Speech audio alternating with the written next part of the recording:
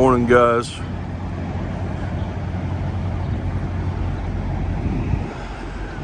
It's about 6 a.m. here in Beach, North Dakota.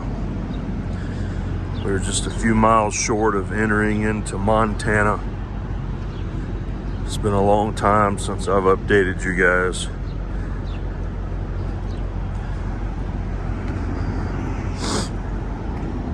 So our permit for BC has been denied.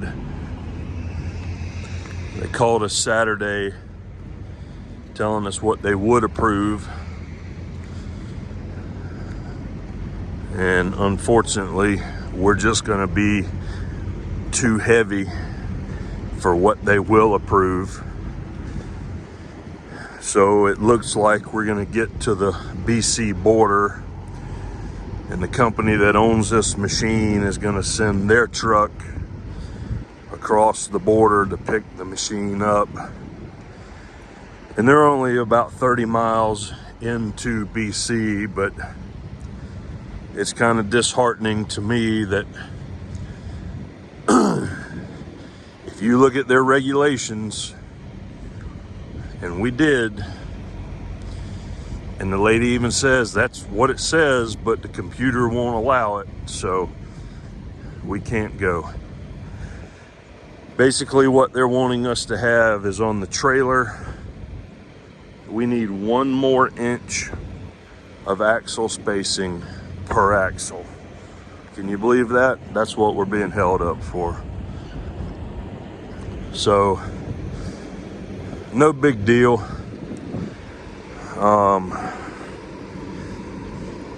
It is what it is, but this is just your standard Cat 349. You've seen it many times. We're gonna call this girl Can't Get Right. And really smoky here in Beach, North Dakota. A lot of smoke, no spare ribs. Nice and cool, brutal hot in the afternoons.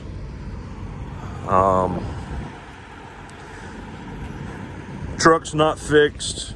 We're $4,250 into a DPF issue that they claim doesn't exist, but they think that the issue is the def tank sensor, and there's none of those in the country. They're on national back order. So I installed this here pedestal light, which that's the second one. The first one made it about 100 miles before it just quit flashing. That's a Grody. So we'll be going back to Phoenix.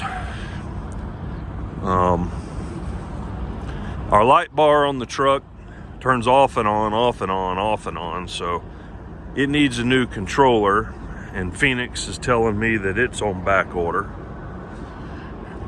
So I had to pull into a truck stop, which I was at Walcott. I limped it to Walcott, turning it on, and you know, was running on the weekend, so it was all right, I guess. So I wheeled into Walcott,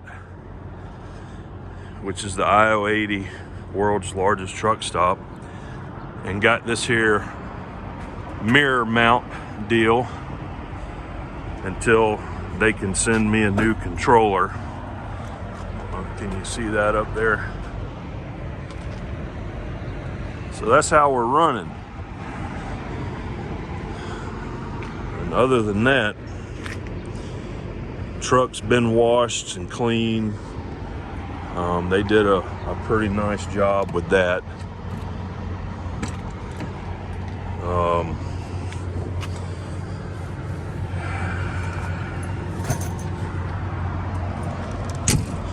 A little discouraged about the permit.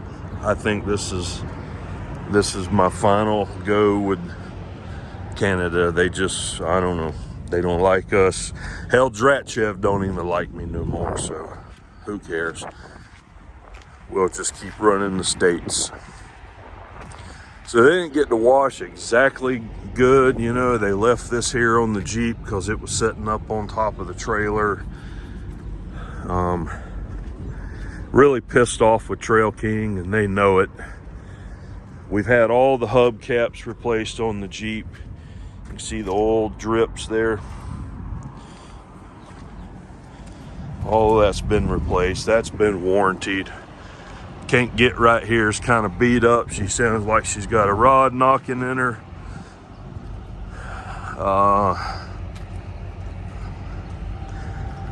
Something weird about this machine. When I got there to pick it up, and it's blowing oil from somewhere. I don't know where it's coming from, but it's sure enough got a hydraulic oil leak because it's all over the trailer, because that wasn't like that when I loaded.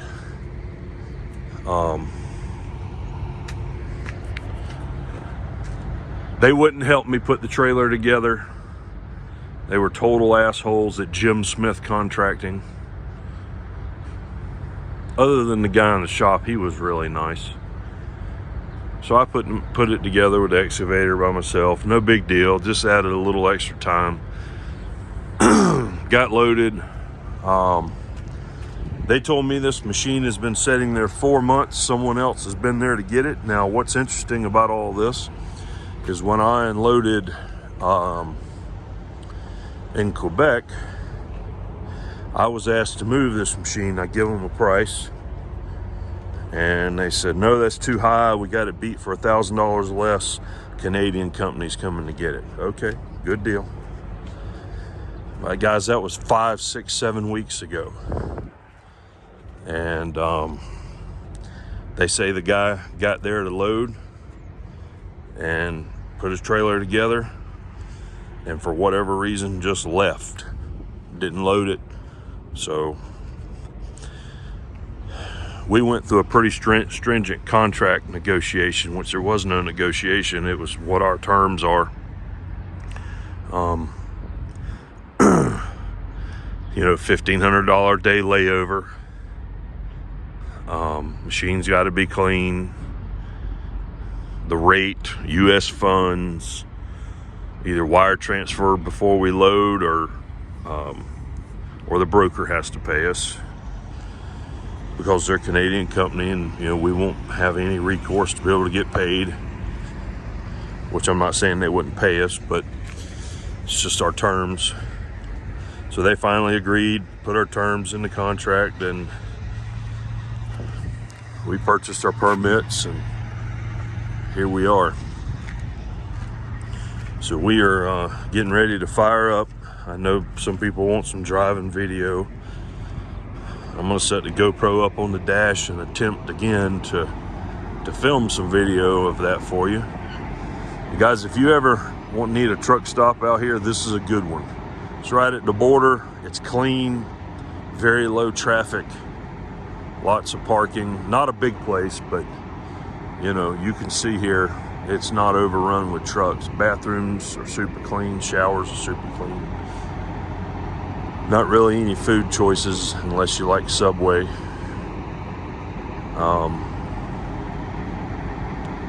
So yeah, that's you know, somebody sent me a message asking me about the mud flap. I haven't changed it, it's still hanging. I'm gonna change it this week, I guess. It's really pissed off with Cummins, and I guess Peterbilt too. I mean, I don't understand not having any def tank sensors.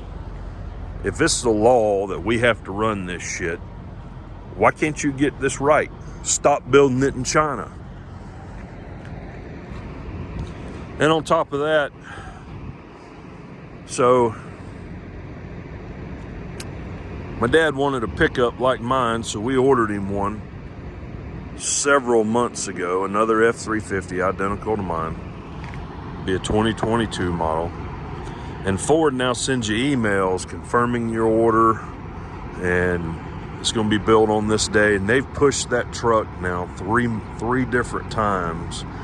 It was supposed to be built back in July. Then they pushed it to August. Now they've pushed it to October 25th. So I don't know what's going on in the world. It's quite ridiculous. So anyway, guys, that's what's happening.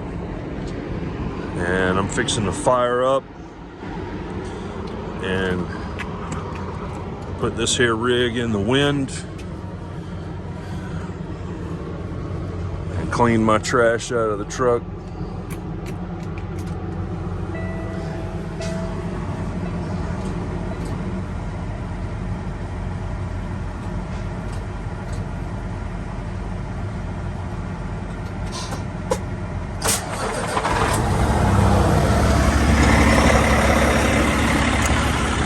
So that's it. We'll make some driving footage. And we'll be back.